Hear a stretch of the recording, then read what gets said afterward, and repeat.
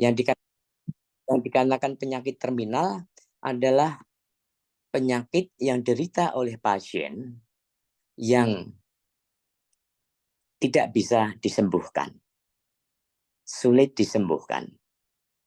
Pastinya pasien yang menderita penyakit terminal ini pastinya merasakan penderitaan.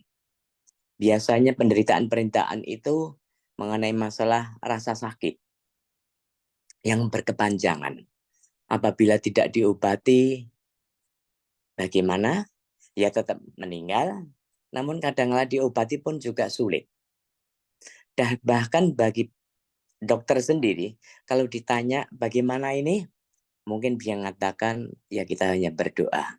Kita berdokter berusaha, namun Tuhanlah yang berkuasa. Pengaruhnya bagi keluarga pasien pasti ketidakpastian, pasti nggak enak. Sudah menunggunya lama, belum lagi masalah obatnya, belum lagi masalah biayanya. Kita mengetahui bahwa penyakit terminal, penyakit yang boleh dikatakan sudah berakhir untuk sembuh, untuk bisa sembuh. Nah, penyakit apa saja yang dikatakan penyakit terminal? Umumnya penyakit cancer yang stadium 4 yang sudah sulit disembuhkan. Masih ada penyakit yang lain ginjal, masih penyakit-penyakit lain. Untuk menyebutkan penyakit apa saja, itu yang jelas penyakit itu sudah sulit disembuhkan bagi pasiennya. Data mengenai masalah pasien yang menderita penyakit terminal di Indonesia, sepengetahuan saya, itu sulit diketahui. Karena untuk penelitian-penelitian tentang berapa data penyakit terminal, itu juga masih belum banyak penelitiannya. Nah, namun kita mengetahui bahwa penyakit terminal umumnya kalau di Indonesia, pastinya pasien-pasien ataupun keluarga pasien diharapkan untuk banyak berdoa. Bahkan keluarga pasien ada yang mencari kesehatan lain. Pengetahuan kami kaitannya dengan penyakit terminal, ya, ada temannya Suharyanto, itu sering sekali diminta keluarga pasien bahwa ada pasien keluarganya di rumah sakit, dokter menyatakan 3,5 bulan lagi, 3 bulan lagi pasien ini bisa jadi meninggal dunia. Kasihan. Kemudian kalau ada keluarga pasien minta tolong, bagaimana ya? Kami keluarga sudah ikhlas. Ketika seperti itu, ada seseorang yang membantu. Apakah dengan doa, apakah dengan sesuatu cara tertentu, akhirnya orang tersebut, pasien tersebut cepat meninggal. Karena kasihan. Karena terus-menerus merasa sakit. Diobatin hanya untuk menghilangkan rasa sakitnya. Kalau pengaruh obatnya sudah habis, rasanya sakit terus-menerus. Nah, untuk kali ini, pada topik kali ini, Pikti menghadirkan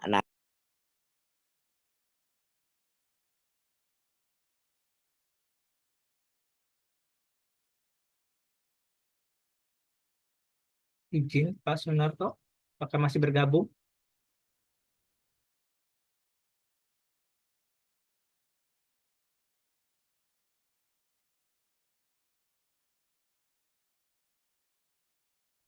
Halo, ya? Ya, silakan dilanjutkan, Pak. Oh, ya.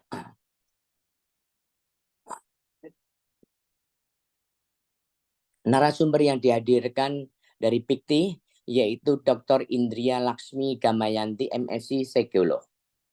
Dan Bapak Andri Hakim, CHTZI.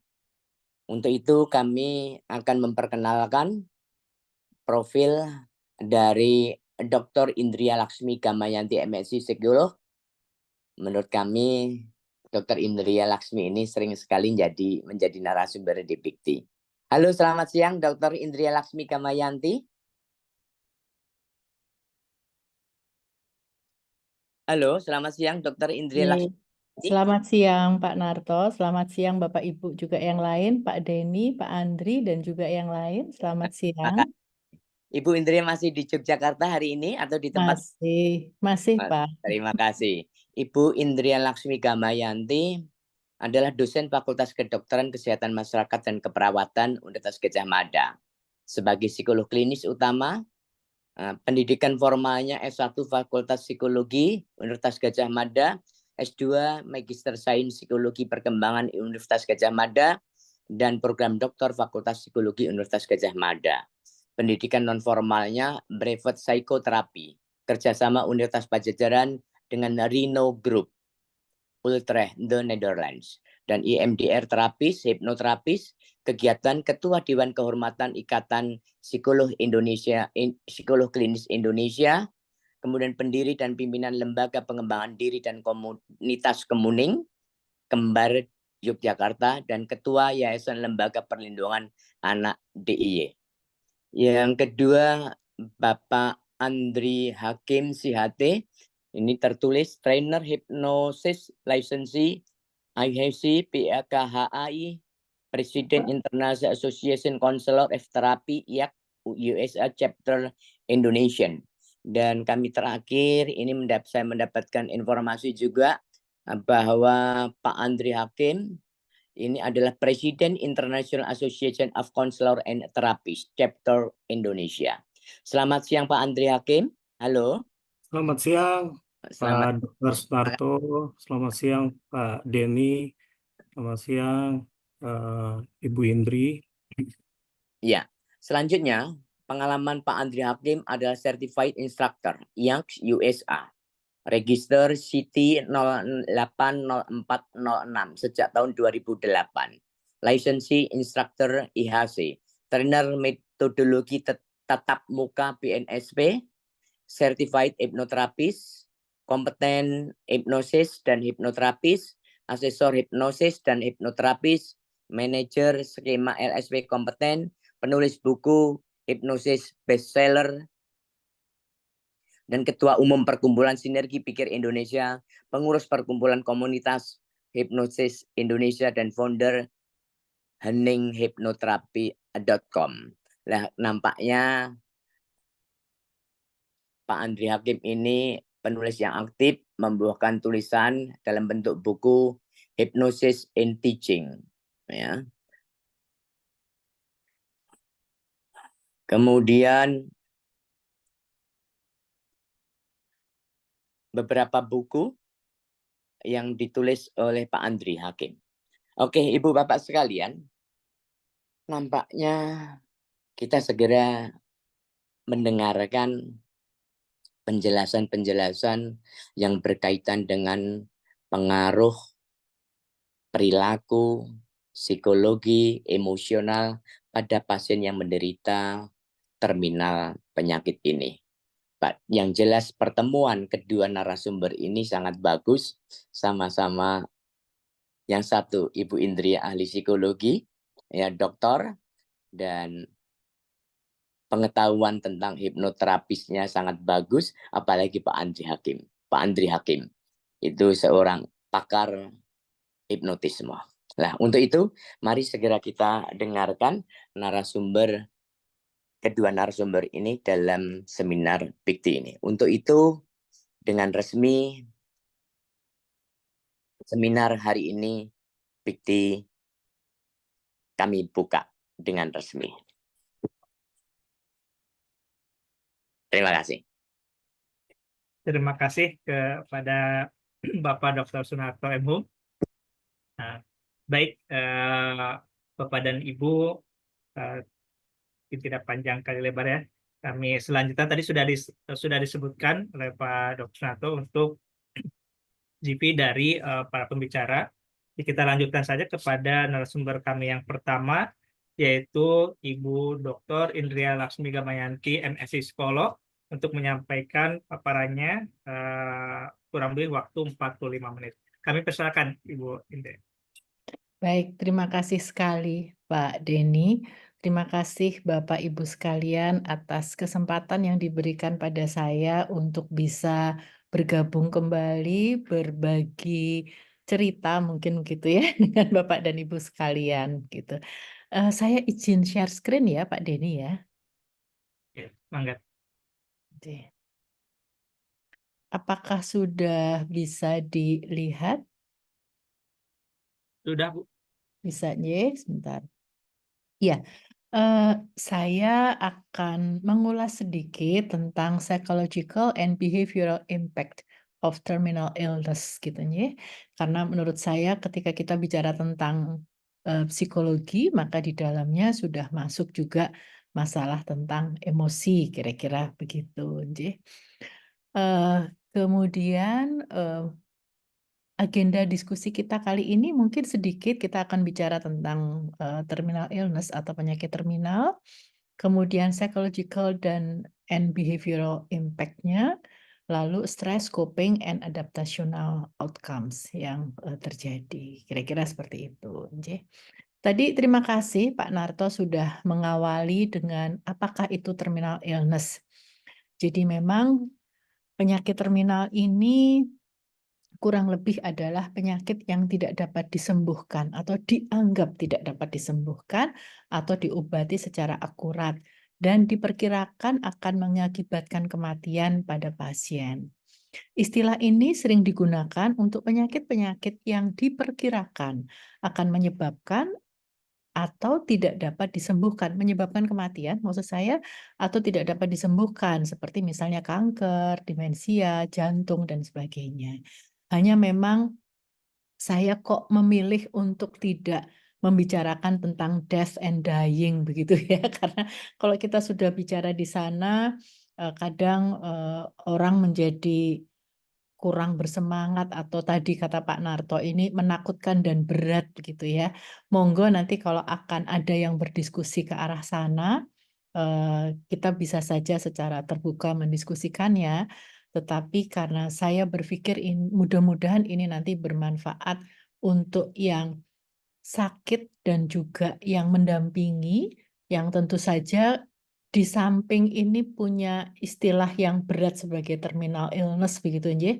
Tetapi menurut saya sekarang proses pengobatan, keilmuan kedokteran sekarang sudah begitu maju sehingga harapan hidup untuk para penderita ini sudah sedemikian bagus sekarang. Terutama kalau kepatuhan pengobatan itu dijalankan dengan baik.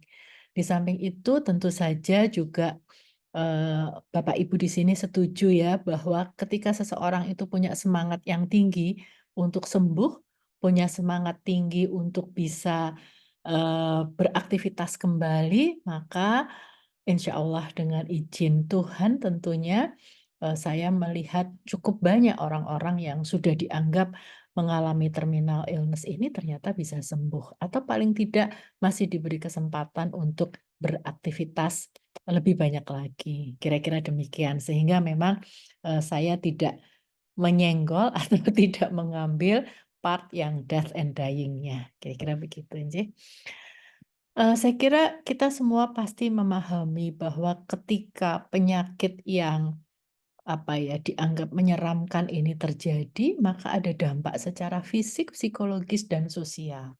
Dampak secara fisik atau biologis sudah pasti ya, dengan kondisi yang sakit, banyak tadi keluhan-keluhan ketidaknyamanan secara fisik, nyeri gitu ya, kemudian kesakitan mungkin nanti, Pak Andri juga akan bisa banyak bercerita bagaimana mengatasi nyeri itu dengan hipnoterapi dan saya pikir memang cukup banyak yang, berhasil pengatasan nyeri ini dengan metode hipnoterapi ini dan ini saya kira salah satu jalan keluar yang baik gitu ya. Kemudian hal yang lain mungkin rambut menjadi rontok dengan adanya kemoterapi atau wajah menjadi bulat, moon face dan kelihatan gemuk karena pengobatan dengan prednison dan sebagainya yang kemudian menjadikan orang menjadi berpenampilan merasa tidak baik atau tidak cantik lagi.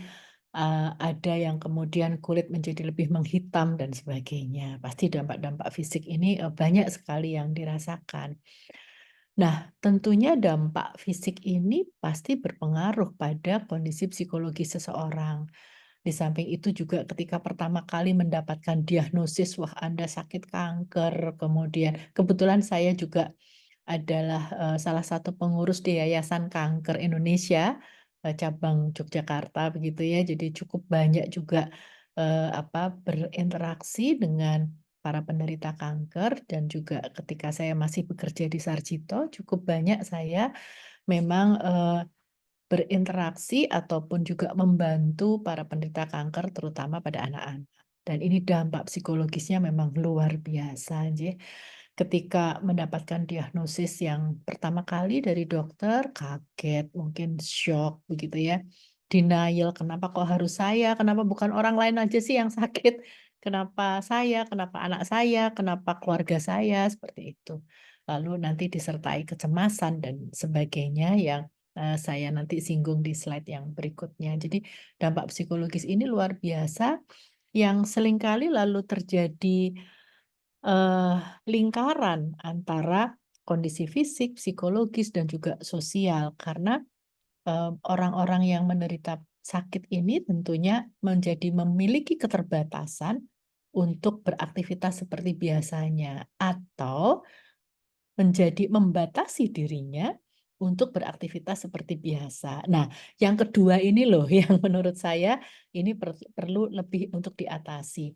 Kalau memang secara fisik memang terbatas karena sakitnya, ya bisa diupayakan hal-hal lain yang bisa mendorong atau bisa menggantikan sehingga orang tersebut masih bisa berinteraksi dengan lingkungan sosialnya.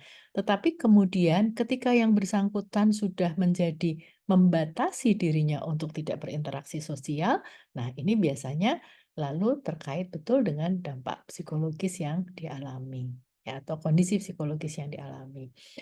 Hal yang lain, faktor sosial yang lain adalah, menjadi tidak bisa bekerja, tidak bisa beraktivitas, yang tentunya juga terkait dengan masalah pembiayaan yang kita semua sama-sama tahu ya, pengobatan ini sesuatu yang mahal, walaupun toh mungkin sudah di-cover oleh asuransi, tetapi kalau saya melihat pada para pasien yang waktu itu saya dampingi di rumah sakit, kan asuransi itu tidak meng-cover biaya perjalanan gitu ya, tidak meng-cover kebutuhan untuk makan ataupun ya kebutuhan-kebutuhan lain yang, tidak ter-cover seperti obat dan sebagainya mungkin sudah di-cover dan juga biaya-biaya rumah sakit gitu jadi sehingga memang dampaknya tidak hanya pada si penderita tetapi juga pada keluarganya. Tadi, penderita itu yang pertama yang dirasakan adalah cemas biasanya, menyangkal atau menolak, "Kenapa harus saya? Kenapa bukan orang lain? Kenapa ini terjadi pada saya? Apakah saya punya kesalahan, punya dosa?" Dan sebagainya begitu ya.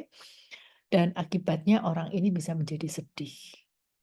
Di samping kesedihan yang mungkin berkepanjangan, mungkin juga perasaan marah. Nah, marah tidak terima ini juga muncul dalam proses pengobatan sehingga penderita ini pun menjadi mudah tersinggung biasanya. Reaksi-reaksi, kalau misalnya diminta untuk minum obat atau diingatkan untuk menjaga dietnya, itu menjadi tersinggung dan kemudian menjadi marah. Sebetulnya marah kepada siapa? Apakah marah pada dokter dan perawat? Ya ini saya sering dikeluhi ya, dokter-dokter itu dulu atau perawat-perawat itu sering mengatakan, "Bu, tolong Bu, kamar nomor sekian itu nggak kooperatif sekali, kerjanya marah-marah," misalnya begitu nggih. Ya, karena marah ini adalah sebagai sebuah reaksi dari berbagai macam hal yang berkecamuk pada dirinya. Mungkin juga dia marah pada keluarga yang menungguinya, begitu. Tapi sebetulnya pada intinya adalah yang bersangkutan marah pada kondisi yang sedang disandangnya itu, kira-kira begitu. Kemudian adanya frustrasi, menjadi kurang percaya diri, tadi apalagi kalau misalnya sakit ini sudah sampai menyebabkan kendala-kendala secara fisik. baik itu kekuatan, menjadi lebih lemah, menjadi tidak berdaya, ya, yang kemungkinan juga membuat tidak bisa beraktivitas, merasa kehilangan kecantikan atau ketampanan karena tadi rambut rontok, muka menghitam, wajah menjadi membulat, gitu ya. Ataupun, hal-hal yang lain, misalnya ketika harus terjadi amputasi, misalnya juga terjadi, mastektomi, jadi payudaranya juga harus diambil dan sebagainya, ini akan menjadikan, kurang percaya diri. Atau merasa tidak lagi bisa mendampingi pasangannya sebagaimana seperti dulu, gitu. Lalu bosan, bosan yang luar biasa dengan proses pengobatan, harus selalu minum obat yang berkepanjangan, dan akhirnya menjadi kehilangan harapan, merasa tidak berdaya. Nah, perasaan-perasaan ini ketika ini berjalan terus-menerus dalam waktu atau dalam jangka yang cukup panjang, maka tidak jarang menyebabkan si penderita ini menjadi depresi, yang tentunya akan menjadi lebih kompleks lagi dengan berbagai kompleksitas depresi pada penderita. Kira-kira demikian. Nah, sekarang pada keluarga. Ya, keluarga pasti juga cemas ya. Apalagi kalau yang sakit ini adalah orang terdekat. Apakah itu anak, apakah itu orang tua, saudara, begitu. Mungkin sama, yang pertama adalah menyangkal atau menolak, kenapa sih ini terjadi pada saudaraku, kenapa terjadi pada anakku, kenapa terjadi pada orang tuaku? Sedih, marah, dan bingung. Bingung menghadapi situasi yang ada, bingung menghadapi saudaranya yang sakit, dan juga bingung mungkin harus mengatur waktu. Di satu sisi harus bekerja, harus menemani, harus mengantar ke rumah sakit, nggak mungkin juga kalau tidak diantarkan ke rumah sakit, dan seterusnya. Jadi ini lalu banyak kebingungan dan mungkin kekacauan dalam kehidupan kesehariannya. Kira-kira seperti itu. Kemudian juga kemudian bisa menyebabkan, yang bersangkutan itu menjadi lelah, ya, lelah luar dalam, dan juga tadi ketika memikirkan biaya, ah, saya pasang ini dulu, apa, charger, memikirkan biaya yang tidak sedikit, ini juga menjadi hal lain yang mengganggu, pikirannya atau perasaannya, kira-kira demikian. Nah, saya kira memang, kita perlu melihat pada satu paradigma yang, sekarang ini memang sudah banyak dipakai ya, bahwa untuk memahami kondisi seseorang yang sedang sakit, maka kita perlu melihat pada pendekatan kultural dan juga spiritual. Karena tadi secara fisik mungkin ada masalah ya, atau jelas ada masalah pada organnya, pada sel-selnya, pada jaringan-jaringannya, dan kondisi biologis ini memang punya efek yang timbal balik dengan sistem psikologisnya, pikirannya, persepsinya, emosinya, motivasinya, dan kondisi dari orang ini tidak akan pernah terlepas dari kondisi sosial, sistem sosial yang ada, keluarga, lingkungan, teman-teman, apakah teman-teman masih peduli, gitu ya, keluarga besar dan seterusnya. Sehingga memang pendekatannya itu harus komprehensif. Sehingga memang, sekarang berkembang satu pemahaman bahwa penanganan pada pasien saat ini memang sudah menggunakan metode kedokteran terbaru dengan peralatan-peralatan canggih. Tetapi pendekatan ini masih belum bisa dikatakan komprehensif atau terintegrasi jika belum memberikan perhatian yang cukup pada aspek sosial dan psikologis pasiennya dan juga keluarganya. Kira-kira demikian ya, ini saya kira memang akhirnya kita harus melihat secara lebih komprehensif untuk melihat pasien dan juga keluarganya. Kira-kira demikian. Nah, ada satu hal yang selalu atau sering kali terjadi adalah tentang stres. Jadi pasiennya bisa stres, kemudian keluarganya juga stres, tadi perasaan tertekan yang menumpuk begitu ya. Dan hal ini pasti terkait dengan terjadinya sesuatu yang tidak diinginkan, stres itu sendiri. Situasi yang menyebabkan cemas, marah, dan juga frustrasi. Lalu apa sih hal yang berkontribusi dengan tingkat stres ini? Karena pada orang yang berbeda dengan persoalan yang sama, ternyata pensikapan atau bagaimana menerima kondisi yang menekan ini tidak sama. Pada orang tertentu mungkin ini menjadi sesuatu yang sangat berat, tapi pada orang yang lain dia lebih bisa mensikapinya dengan lebih tenang. Nah, hal apa yang berkontribusi? Yang pertama usia. Usia berapa sih dia mengalami hal itu gitu ya. Tentunya ini terkait dengan kematangannya secara emosi, kematangan kognitifnya, seberapa dia sudah bisa memahami situasi tersebut. Jadi kalau misalnya saya pada waktu itu bekerja dengan anak-anak begitu ya, anak-anak kecil yang kemudian harus disuntik, harus dilakukan lumbal fungsi, harus dilakukan bone marrow seperti itu, pasti ya dia merasa bahwa aku disakiti.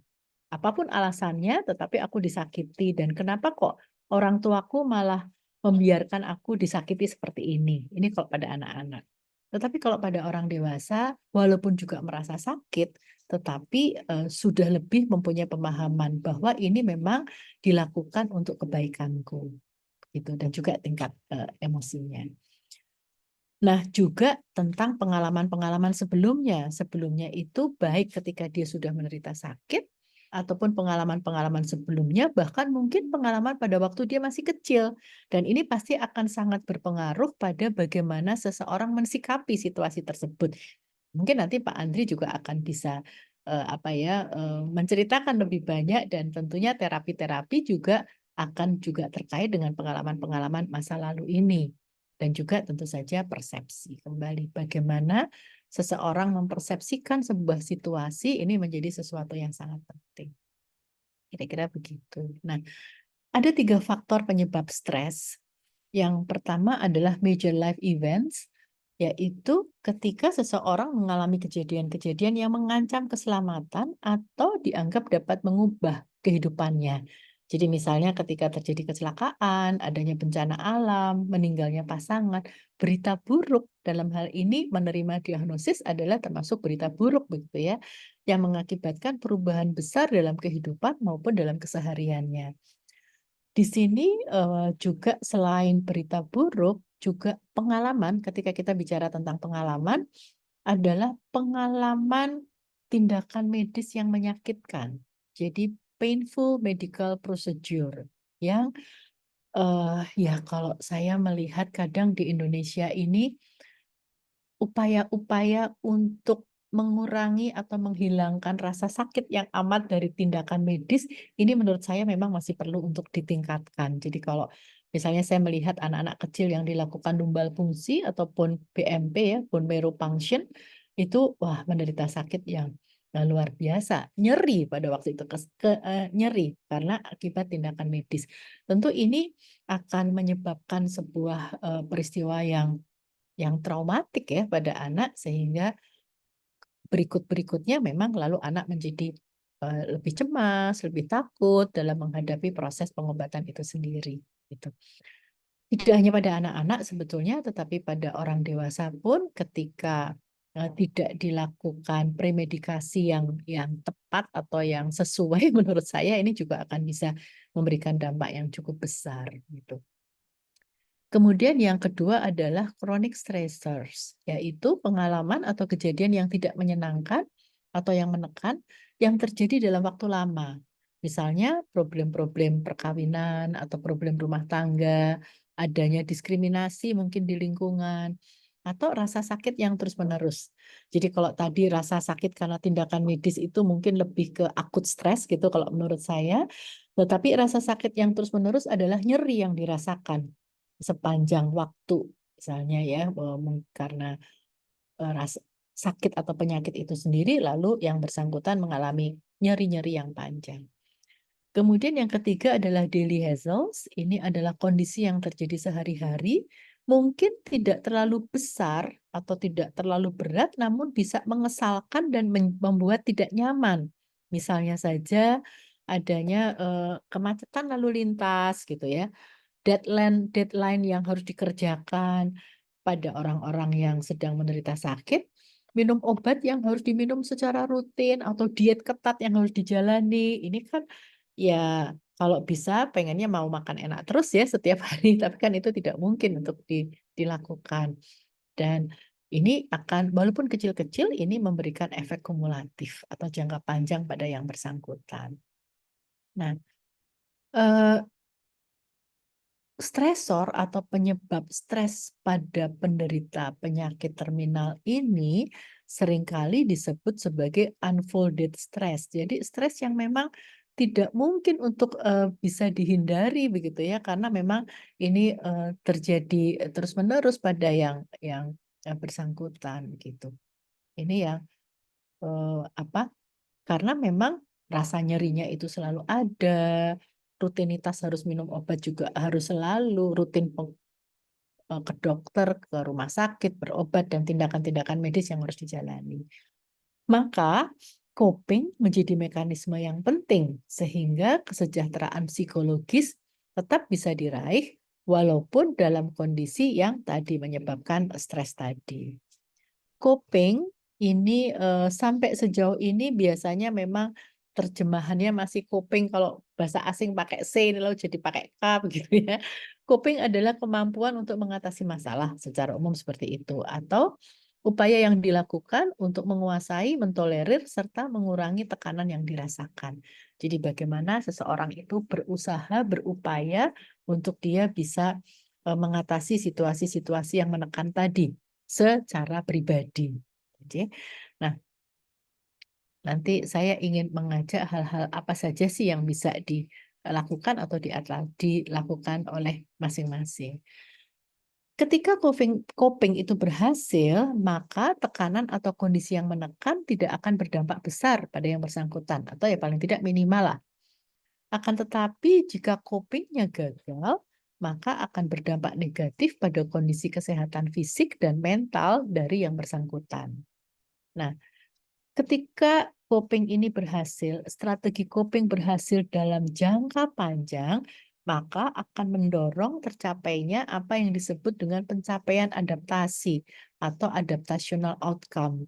Yang ini orang tersebut biasanya baik merasa lebih baik secara fisik, psikologis, maupun juga sosial. Kira-kira begitu. Nah, ini juga biasanya banyak dikaitkan dengan kualitas hidup atau quality of life dari yang bersangkutan. Walaupun yang bersangkutan itu mungkin masih dalam posisi menderita sebuah penyakit yang dianggap sebagai penyakit terminal. Ini kenapa tadi alasan saya memang tidak masuk pada death and dying, karena saya justru berharap kita semua bisa membantu para penderita yang sedang sakit untuk tetap bisa mempunyai semangat untuk bisa hidup dan mempunyai pencapaian adaptasi yang positif. Kira begitu. Nah, coping yang efektif itu sendiri dapat menjadikan penderita lebih kooperatif dalam pengobatannya, motivasi untuk sembuh menjadi semakin meningkat, proses pengobatan menjadi lebih lancar dan mudah dirasakan, walaupun ya sama saja, tetapi tetap dirasakan lebih lancar dan ya dia bisa menjalani dengan lebih mudah begitu. Lalu adanya regulasi emosi yang lebih baik gitu. Jadi orang tersebut mampu meregulasikan diri dengan lebih baik, perilakunya menjadi lebih adaptif, lebih bisa bekerja sama, lebih bisa menerima, dan akhirnya kepatuhan pengobatan juga meningkat.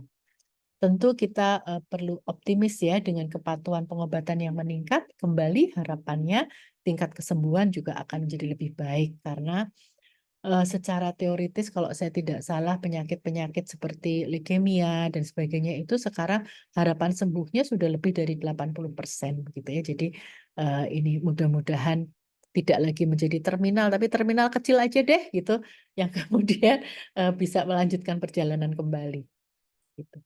Nah, mekanisme coping sendiri ada cukup banyak teori yang membahas ini, tetapi saya mungkin akan mengambil 4 hal yang cukup banyak terjadi atau yang lebih mudah untuk bisa kita diskusikan bersama gitu ya. Yang pertama adalah emotion based coping strategy, yaitu upaya-upaya untuk mengurangi emosi yang reaktif yang berlebihan terhadap suatu peristiwa atau keadaan yang menekan. Jadi kalau anak-anak sekarang mungkin mengatakan tidak lebay ketika kita menghadapi situasi yang menekan tersebut, bisa tetap menjadi optimis atau bisa tekanan itu ada, tetapi kita tetap bisa lebih rileks menerima, lebih acceptance, penerimaan lebih bagus, lebih tenang, dan membuat yang bersangkutan punya keterampilan untuk menenangkan diri dan juga menerima. Yang menurut teori, ketika ini tercapai, maka ternyata beban itu sendiri juga otomatis juga akan jadi berkurang. Bahkan penyakit itu sendiri pun juga pelan-pelan akan bisa teratasi dengan imunitas tubuh yang meningkat dan sebagainya gitu ya. Beberapa contohnya misalnya dengan art terapi itu sekarang juga cukup banyak dikembangkan. Yang sederhana adalah dengan menggambar, melukis, menyanyi, tapi tentunya ini dilakukan secara sistematis dengan bantuan profesional. Sendiri pun sebetulnya juga bisa dicoba gitu ya daripada tidak melakukan apa-apa sama sekali. Self-talk, positif self-talk terutama. Jadi selalu mengatakan hal-hal yang positif pada diri kita sendiri dan ini kan secara tidak langsung juga memberikan sugesti yang positif. Yoga, relaksasi, meditasi, mindfulness, ini adalah hal-hal yang masuk dalam kategori emotion based coping strategy yang berdasarkan penelitian akan membantu meningkatkan tingkat kesembuhan juga dari orang-orang yang menjalaninya.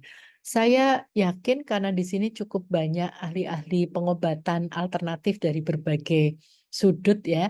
Saya kira nanti bapak-bapak ataupun ibu-ibu yang memang mempunyai bidang keahlian dalam relaksasi, meditasi, yoga, itu bisa menceritakan bagaimana hal ini memberikan pengaruh positif pada yang bersangkutan, gitu ya.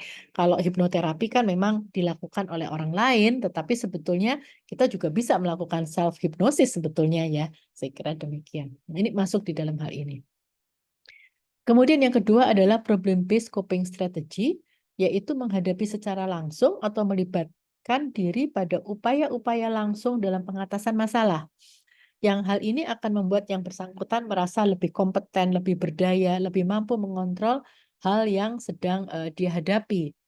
Misalnya dengan menuliskan atau membuat list apa yang harus dia lakukan, bertanya secara aktif pada dokter, mencari tahu dari jurnal atau artikel, meminta dukungan atau bantuan dari pihak lain, dan melakukan berbagai aktivitas yang dirasa bisa mengatasi masalahnya.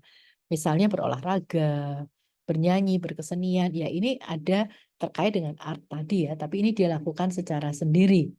Makan makanan yang sehat dan bergizi, mencari tahu tentang bagaimana mungkin food combining yang tepat untuk dia, berobat secara teratur dan lain sebagainya. Ini adalah tindakan-tindakan yang masuk dalam problem based coping strategy, gitu ya. Kemudian yang ketiga adalah social coping strategy. Ini juga sesuatu yang sangat penting menurut saya, yang meliputi upaya mencari bantuan atau dukungan dari orang atau pihak lain untuk mengurangi stres dan meningkatkan ketangguhan diri. Ini kurang ya, ketangguhan diri. Mekanisme perilaku coping ini meliputi banyak hal, seperti misalnya berbicara dengan teman atau anggota keluarga yang bisa membuat kita merasa senang, merasa nyaman, berpartisipasi dalam kegiatan kelompok apapun gitu ya, ataupun support group. Sekarang cukup banyak support group untuk penderita-penderita penyakit tertentu dikembangkan di rumah sakit ataupun di komunitas dan menurut saya ini satu hal positif yang bisa diikuti gitu ya. Karena dengan berinteraksi sosial ini maka yang bersangkutan akan dapat mengembangkan diri, mengembangkan kepercayaan diri lebih baik, mengembangkan ketangguhan diri dan mendapatkan pemahaman atau mempelajari perilaku yang efektif dari peserta yang lain atau dari orang lain, dari sekitarnya. serta meningkatkan kesejahteraan psikologis dari yang bersangkutan. Jadi dengan tetap terus berinteraksi secara sosial, dan interaksi ini interaksi sosial yang mendukung ataupun yang positif. Nah, yang keempat ini adalah avoidance coping strategy, adalah mekanisme perilaku menghindar, mengabaikan, membiarkan, menolak, atau tidak mengakui, ataupun juga menunda penyelesaian masalah dan menekan stres yang dirasakan. Perilaku ini mungkin bisa membuat lega sesaat atau menjadi tidak mengingat beban sesaat. Aduh, saya nggak mau deh ingat-ingat itu. Lalu dilupakan atau diusahakan ditekan. Akan tetapi dalam jangka panjang justru akan membuat kecemasan yang kronis atau menjadikan semakin menurunnya kepercayaan diri dan juga semangat. Nah, ini kayaknya memang lalu menjadi masalah lain yang muncul dan semakin lama akan menjadi semakin besar. Dan kelihatannya memang pada sebagian masyarakat kita enggan ya untuk menceritakan hal yang tidak nyaman, lalu dipendam saja perasaannya, atau mungkin justru lebih baik tidak mengingat-ingat atau menenggelamkan diri dalam situasi tersebut. Nah, ini saya kira hal yang justru menjadi tidak positif begitu ya, dan nanti saya kira pasien-pasien dari Pak Andri ini banyak yang salah satunya karena mempunyai strategi coping yang avoidance atau menghindar ini, kira-kira begitu. Jadi ini menurut saya yang keempat ini sedapat mungkin harus dihindari. Tentu saja bagi kita-kita yang ya masih dikaruniai kesehatan, mungkin menjadi caregiver dari orang yang sakit, justru kita perlu lebih banyak mengajak para penderita atau si sakit ini untuk terus beraktivitas, terus memikirkan hal-hal yang positif, dan menjadi lebih optimis, kira-kira begitu. Di samping itu memang perlu dikembangkan sebuah sikap atau perilaku empati, karena empati ini sesuatu yang sangat dibutuhkan oleh si penderita. Jadi empati dari keluarga terutama, dari kerabat, dan dari petugas kesehatan ini menjadi sesuatu yang sangat penting gitu ya, karena kata Plato juga the highest form of knowledge is empathy, for it require us to suspend our egos and live in another's world. Jadi dengan berempati kita mencoba untuk bisa melihat dunia atau perasaan dari orang lain, kira-kira begitu ya. Karena empati ini adalah sebuah kesadaran atau pemahaman terhadap apa yang dirasakan oleh orang lain. Dalam perawatan kesehatan, empati meliputi kemampuan kognitif, afektif, dan perilaku untuk bisa memahami orang lain, kemudian sebentar ya, memahami ini maaf ini kok banyak sekali typo ya. Memahami orang lain yang sedang menderita sakit begitu. Dan perilaku empatik yang merupakan keterampilan yang perilaku ini adalah perilaku empatik yang merupakan perilaku yang atau keterampilan yang bisa dilatih atau diasah sebetulnya. Jadi siapapun saya kira bisa mengembangkan perilaku empatik ini. Tetapi yang penting adalah agar dapat memahami secara mendalam perasaan dan kebutuhan dari pasien atau penderita sakit ini. Termasuk di dalamnya kemampuan untuk menandai dan memvalidasi perasaan, kebutuhan, kecemasan, dan ketidaknyamanan yang dirasakan oleh pasien atau penderita. Karena sebagai caregiver, sebagai perawat, sebagai dokter, petugas kesehatan, kita memang kemudian perlu melihat gelagat ya ketika si penderita ini menunjukkan perilaku tertentu. Ini kita harus tanggap, ini kira-kira yang dirasakan apa ya? Bagaimana ya perasaannya? Atau mungkin dia punya keinginan atau kebutuhan sesuatu yang tidak terungkapkan secara verbal. Nah, ini tentu saja orang-orang yang mendampinginya ini perlu menjadi lebih tanggap dan mencoba untuk tentunya bisa memenuhi kebutuhan tersebut. Kira-kira begitu ya.